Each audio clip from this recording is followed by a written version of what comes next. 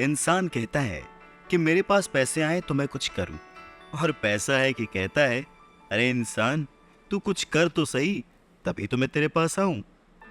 ये भी उतना ही बड़ा सत्य है जैसे कि सूरज पूरब से निकलता है, बच्चा माँ की कोख से ही जन्म लेता है। वैसे ही पैसे को सही ढंग से अगर समझा ना जाए, संभाला ना जाए, तो वो बहुत सारे दुख देता है। तो बस इसी पैसे को समझने और इसे संभालने की कला के बारे में आज हम चर्चा करेंगे। यानी कि हम बात करेंगे रॉबर्ट टी कियोसाकी की लिखे book rich dad poor dad की। इस किताब के इंट्रोडक्शन में मैं कुछ और बात कहूं, उससे पहले मुझे डॉक्टर एड कोकेन की एक बात याद आती है।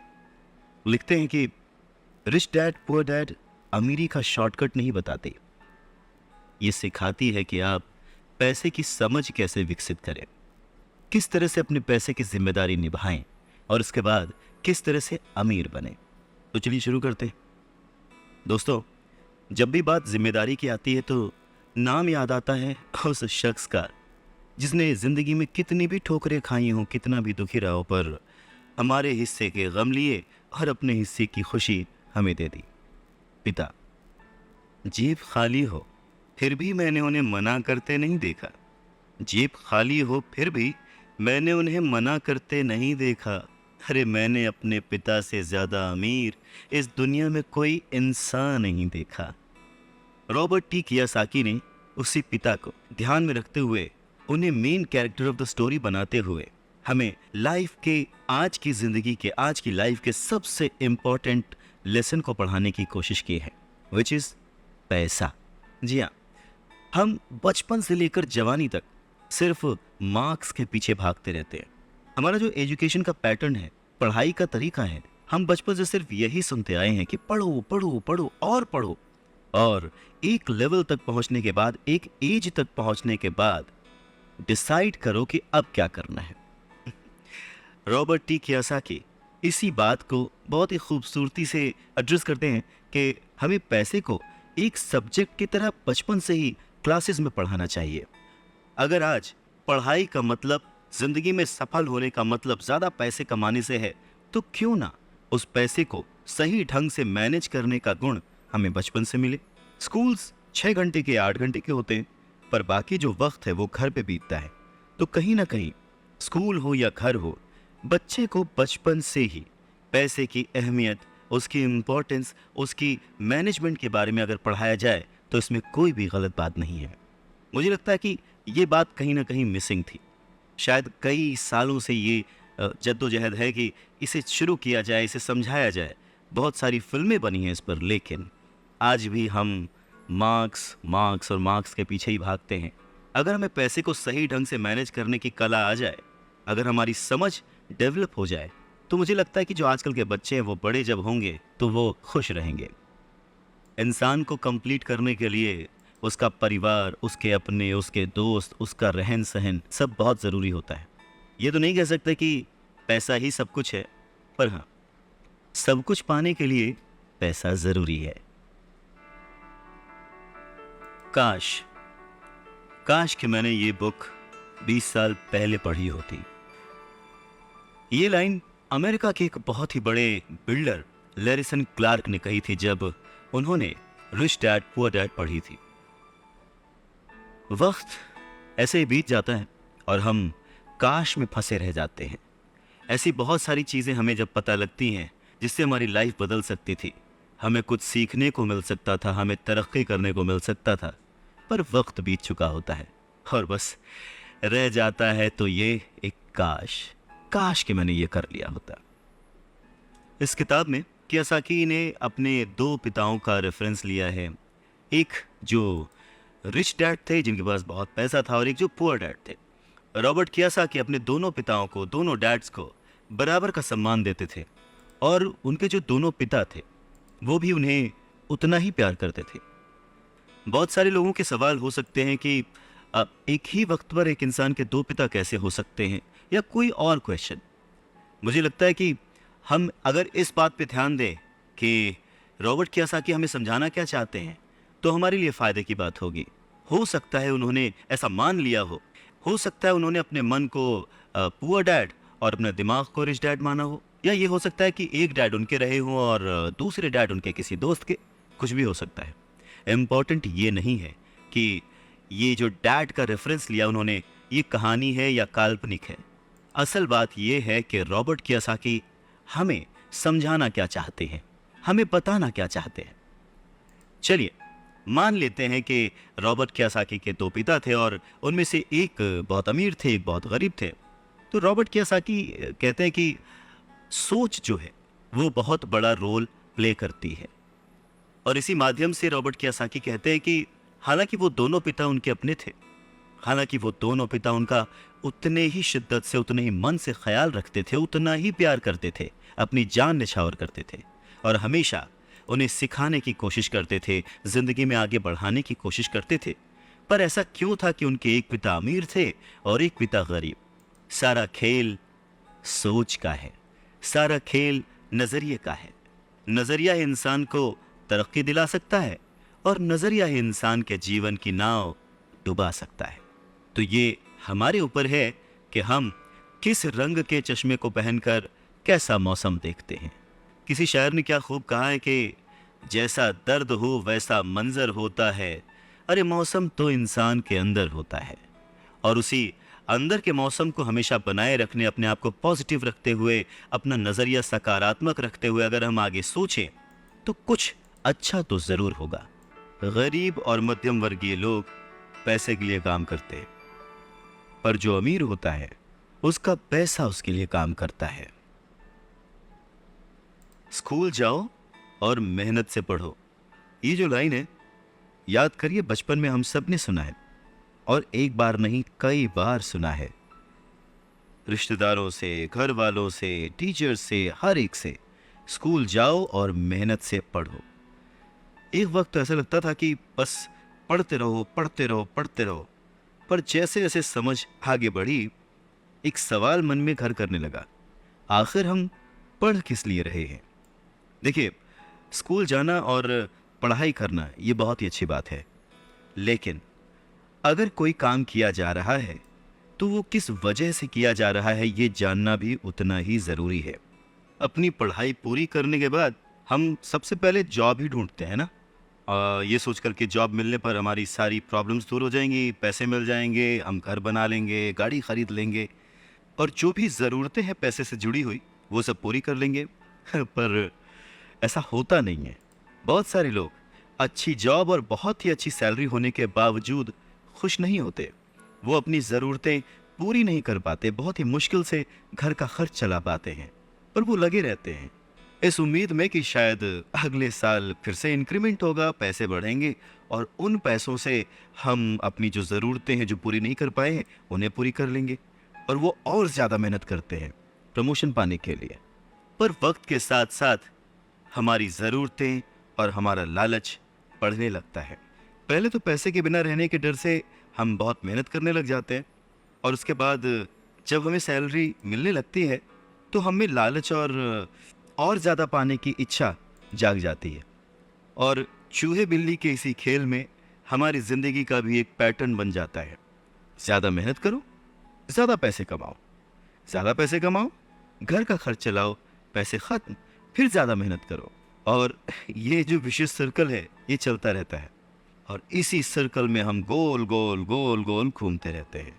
अगर हमारे पास ज़्यादा पैसे आ भी जाएं तो भी हमें इस विशेष सर्कल में घूमने की आदत पड़ जाती है। हमें डर और लालच पर काबू पाना सीखना बहुत ज़रूरी है, क्योंकि अगर हम अमीर बन भी गए तो इन आदतों की वजह से हम हमेशा डर के साए में रहेंगे और अपनी ज़िंदगी को एंजॉय नहीं कर पाएंगे। पहले के ज़माने में शिक्षा एक जरिया थी लोगों की पर्सनैलिटी डेवलप करने का और आसपास के हर विषय में उन्हें जानकारी देने का। पर वक्त के साथ साथ पढ़ाई का लक्ष्य, उसका गोल बदल गया। पढ़ाई का मकसद रह गया बड़े होकर अपनी जीविका चलाना, ब्रेड एंड बटर कमाना। और इसमें कुछ गलत भी नहीं है। वक्त के साथ चीज़ें बदलना बहुत ज़रूरी है, क्योंकि जो चीज़ वक्त के साथ नहीं बदलती वो या तो हमारी खुशियाँ छीनती है या फिर समाज को बहुत ही पीछे ले जाती है। रॉबर्ट टी कियोसाकी ने इस बहुत ही अहम मुद्दे को यहाँ पर उठाया है अपने book rich dad poor dad में। क्या खूब कहा है कि बचपन से ही अगर हम बच्चे को मनी को एज अ सब्जेक्ट बच्चों को पढ़ाना शुरू करें, उन्हें यह समझाना शुरू करें कि उसे कैसे मैनेज किया जाए, तो बड़े होने पर बच्चों की बहुत सारी प्रॉब्लम्स अपने आप ही सॉल्व हो जाएंगी। बच्चा खुद उन्हें सॉल्व करने की क्षमता रखेगा। पर कहीं ना कहीं रॉबर्ट टी कियोसाकी ने इस बात का पूरा ध्यान रखा है कि पैसे को रिश्तों के ऊपर न रखा जाए। तभी तो उन्होंने इस विषय को रिश्तों के माध्यम से ही समझाने की कोशिश की है। रॉबर्ट टी कियोसाकी के पहले जो डैडी थे, वो हमेशा ये कहते थे कि मैं इसे कैसे खरीद सकता हूँ। वहीं जो उसके दूसरे डैडी थे, वो कहते थे मैं इसे क्यों नहीं खरीद सकता हूँ। दोनों की सोच में अंतर था, दोनों के शब्दों में अंतर था। यानी कि जिसे हम जिंदगी में पाना चाहते हैं, जिसे संभालना चाहते हैं, जैसे कि पैसा, तो उसके बारे में अगर बचपन से जाना जाए तो क्या ये सही नहीं होगा? आज जिस तरह से पढ़ाई की जाती है, बच्चा ग्रेजुएट होकर सोचता है कि अब मैं कौन सी नौकरी करूंगा। क्या ये सही नहीं है कि थोड़ा और पहले से बच्चे को इस विषय के बारे में और अच्छे से और डीपली पढ़ाया जाए, समझाया जाए? ये तो वही बात हो गई, जाना था जापान, पहुंच गए चीन। यानी कमाना था पैसे, पर जब तक इसकी समझ आई तब तक बहुत देर हो चुकी थी। यानी कि हमें सबसे पहले ये समझने की ज़रूरत है कि हम खुद एक्सेप्ट करें कि हम इसे कैसे पा सकते हैं, इसे कैसे संभाल सकते हैं, और वही सही शिक्षा हम अपने आने वाली पीढ़ी को भी दे सकते हैं। अगर दिल्ली जाना है तो टिकट भी दिल्ली का ही लेना पड़ेगा। ये कितना सच है ना, कि अगर हमें किसी मंजिल की ओर बढ़ना है तो हमें उसी दिशा की ओर रास्ता तय करना पड़ेगा, सफर करना पड़ेगा, मुश्किलों से जूझना पड़ेगा, और तब कहीं जाकर उस मंजिल को हम पा सकते हैं। धन संबंधी जो शिक्षा है उसके बारे में भी कुछ ऐसा ही है। धन कमाना एक अलग बात है, पर उस धन को सही ढंग से संभालना एक अलग कला है। पैसा एक तरह की ताकत है, पर इससे भी बड़ी ताकत है उसे संभाल कर रखने की समझ।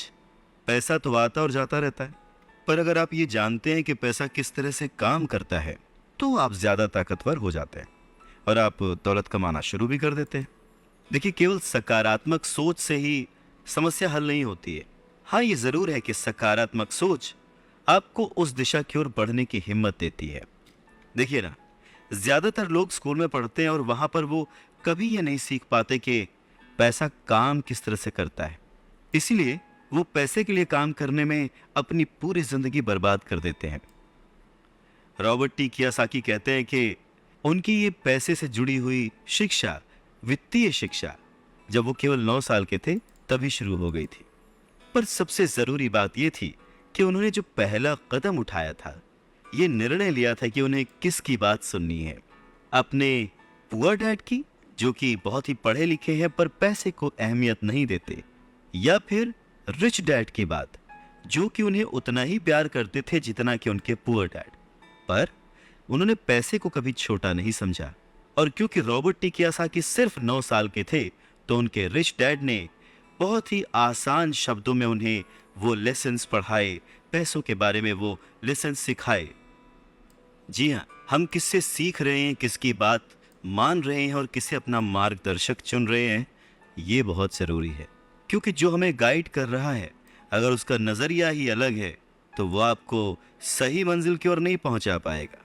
रॉबर्ट टी कियोसाकी के दोनों ही डैड, रिच डैड और पुअर डैड, उन्हें उतना ही प्यार करते थे, पर सिर्फ नज़रिए की वजह से रॉबर्ट टी कियोसाकी ने अपने रिच डैड की बात सुनना प्रेफर किया।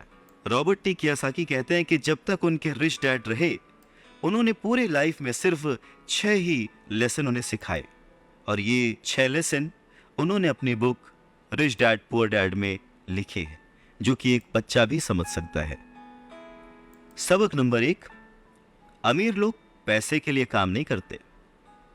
सबक नंबर 2, पैसे की समझ क्यों सिखाई जानी चाहिए। सबक नंबर 3, अपने काम पर ध्यान दो और अपने काम से काम रखो। सबक नंबर 4, टैक्स क्या है उसे समझो और कॉरपोरेशंस की ताकत। सबक नंबर 5, अमीर लोग पैसे को जन्म देते हैं। सबक नंबर 6, पैसे कमाने के लिए काम ना करें, सीखने के लिए काम करें। अमीर लोग पैसे के लिए काम नहीं करते। ये समझने की कोशिश कर रहे हैं कि आखिर अमीर और अमीर कैसे होता जाता है। रॉबर्ट टी कियोसाकी एक कहानी का जिक्र करते हैं। कहते हैं कि जब वो छोटे थे तो उन्होंने अपने डैडी से पूछा कि डैडी, क्या आप बता सकते हैं कि अमीर कैसे बना जाए। ये सुनकर उनके पुअर डैडी, जो कि एक स्कूल में पढ़ाते थे, उन्होंने कहा कि बेटे, तुम अमीर क्यों बनना चाहते हो। इस पर कियोसाकी कहते हैं कि कुछ बच्चों ने और उनके पेरेंट्स ने उन्हें गरीब कहा। ये सुनकर उनके पुअर डैड सोच में पड़ जाते हैं और फिर उसके बाद उनसे कहते हैं, देखो, अगर तुम अमीर बनना चाहते हो तो तुम्हें पैसे बनाना सीखना चाहिए। इस पर कियोसाकी ने अपने डैड से पूछा, मैं पैसे बनाना किस तरह से सीख सकता हूँ। तो डैड ने जवाब दिया, अपने दिमाग से। और उसके बाद वो अपना चश्मा पहनकर अपना अखबार पढ़ने लग गए, जिसका मतलब ये था कि अब इससे ज़्यादा मुझसे और कोई सवाल मत पूछना, क्योंकि मुझे इसके बारे में कुछ नहीं पता। इस बात को कियोसाकी पूरी रात सोचते रहे और अगली सुबह अपने सबसे अच्छे और करीबी दोस्त माइक को अपनी ये बात बताई। उन्होंने माइक से पूछा कि क्या वो ये पैसे बनाने वाले काम में उनके बिजनेस पार्टनर बनेंगे। माइक ने उनसे पूछा, ठीक है, मैं तुम्हारे साथ हूं, पर तुम पैसा कैसे कमाओगे और हमें क्या करना चाहिए। इस पर कियोसाकी ने ठीक वही जवाब जो उनके पिता ने उन्हें दिया था, उनके डैड ने उन्हें दिया था, बता दिया कि भाई, मुझे नहीं पता, लेकिन फिर भी क्या तुम इस काम में मेरे पार्टनर बनना चाहते हो। और फिर दोनों दोस्तों ने एक दूसरे का साथ दिया, बिजनेस पार्टनरशिप पक्की हो गई। कुछ दिन बीते, दिमाग दौड़ाया गया और आखिरकार उनका स्कूल जाना सफल रहा। स्कूल की क्लास में उन्होंने कुछ ऐसा पढ़ा था जिसे सोचकर कियोसाकी को लगा कि बस पैसा बनाने का फॉर्मूला तो मिल गया। और बस उसी आइडिया को फॉलो करते करते कियोसाकी और माइक ने ढेर सारा कच्चा माल इकट्ठा कर लिया, बहुत मेहनत की और अपने डैड की गैराज में उन्होंने कुछ सिक्के बनाए। और जब उनके डैड ने उन्हें देखा तो उन्होंने पूछा कि तुम क्या कर रहे हो। तब कियोसाकी का जवाब था, जैसा आपने कहा था, पैसे बना रहा हूं। तब उनके जो पुअर डैड थे, उन्होंने कियोसाकी को कहा कि आओ, मुझे तुमसे बात करनी है। कियोसाकी और माइक वहां सीढ़ियों पर बैठ गए। साथ में कियोसाकी के डैड और माइक के डैड, जो कि रिश थे, वो भी बैठ गए। यहाँ पे मैं आपको बताना चाहता हूँ कि इस पूरी कहानी में जो कियोसाकी ने अपने रिच डैड को रेफर किया है, वो दरअसल माइक के पिता थे। और फिर बच्चों की इस हरकत को देखकर कियोसाकी के पुअर डैड ने अपनी बात को और डिटेल में समझाया और अपनी बात को करेक्ट किया। पहली बार उन्होंने बच्चों को बताया कि गैर कानूनी क्या होता है। बच्चों को लगा कि जो उन्होंने किया वो सही था, पर जब उन्होंने जाना कि ये अलाउड नहीं है, सिक्के छापना अलाउड नहीं है, उसके पीछे कई तरीके होते हैं, कानूनी, गैर कानूनी, ये सब बातें जब बच्चों ने समझी तो उनका मुंह उतर गया। फिर उन्होंने पूछा, तो फिर हम अमीर कैसे बन सकते हैं। तब कियोसाकी के डैड ने उनसे कहा कि अगर तुम्हें सच में अमीर बनना है, रिच बनना है, तो तुम मुझसे नहीं, माइक के डैड से पूछो। कियोसाकी ने अपने डैड से कहा, पर आप क्यों नहीं बता सकते, हम गरीब क्यों हैं। कियोसाकी के पुअर डैड ने कहा, क्योंकि मैं एक टीचर हूं और मैंने पैसे कमाने की राह नहीं चुनी है। पैसे कमाने के लिए तुम्हें माइक के डैड से ही पूछना पड़ेगा। क्या खूबसूरत बात समझाई है कियोसाकी ने कि अगर हमें कोई पर्टिकुलर गोल अचीव करना है, कोई लक्ष्य प्राप्त करना है, तो हमें रास्ता भी सही चुनना होगा, मार्गदर्शक भी सही चुनना होगा। कहते हैं कि सफल होने के लिए मेहनत करना बहुत ज़रूरी है। मेहनत तो एक मजदूर भी करता है, पर सफलता पाने के लिए, सक्सेस पाने के लिए सही दिशा में, सही स्ट्रैटेजी के साथ मेहनत करने से ही सक्सेस हासिल होती है।